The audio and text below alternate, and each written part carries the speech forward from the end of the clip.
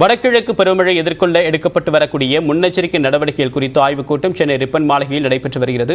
தொடர்பான கூடுதல் தகவல் நேரம் செய்தியாளர் செல்வகுமார், எதற்காக இந்த ஆலோசனை, என்னென்ன விஷயங்கள் எல்லாம் இதில் கவனிக்கப்படுது?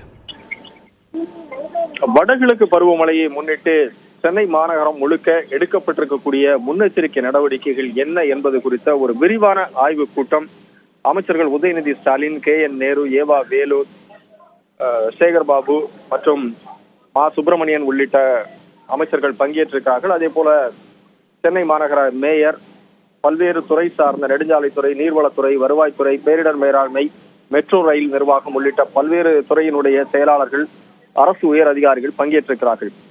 சென்னையை பொறுத்தவரையில் பருவமழை வருகிற போது நீர் தேங்குவது என்பது தொடர்ந்து இருந்து கொண்டிருக்கிறது. இதை சமாளிப்பதற்கு எடுக்கப்பட்டிருக்கக்கூடிய நடவடிக்கை என்ன, தூர்வாரும் பணிகள் எந்த அளவுக்கு நடைபெற்றிருக்கிறது என்பது குறித்த ஒரு விரிவான ஆலோசனை கூட்டம் நடைபெற்றுக் கொண்டிருக்கிறது.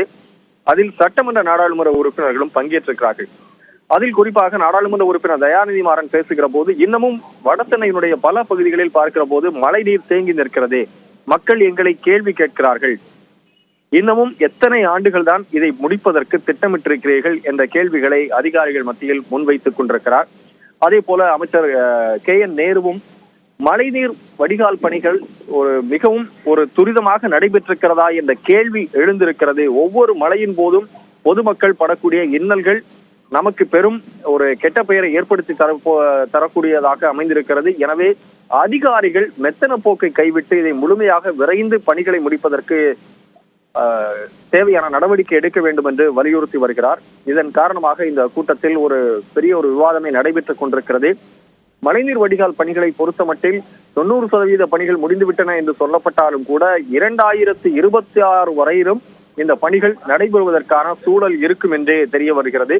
இதனை அதிகாரிகள் குறிப்பிட்டிருப்பதால் அதற்கு வாய்ப்பே இல்லை, இன்னும் 6 மாத காலத்திற்குள் அனைத்து பணிகளையும் முடித்து சென்னையில் நீர் தேங்காத ஒரு சென்னையினுடைய சூழலை ஏற்படுத்தி தர வேண்டியது உங்களுடைய பொறுப்பு என்றும் தற்போது உத்தரவுகள் பிறப்பிக்கப்பட்டுக் கொண்டிருக்கின்றன. எனவே கடைசியாக பேசக்கூடிய உதயநிதி ஸ்டாலினும் இதை வலியுறுத்துவார் என்று எதிர்பார்க்கப்படுகிறது. எனவே அதிகாரிகள் மிகுந்த ஒரு கலக்கத்தில் இருக்கக்கூடிய சூழலாக இந்த மாநகராட்சி ஆலோசனை கூட்டம் நடைபெற்றுக் கொண்டிருக்கிறது. தகவலுக்கு நன்றி செல்வகுமார்.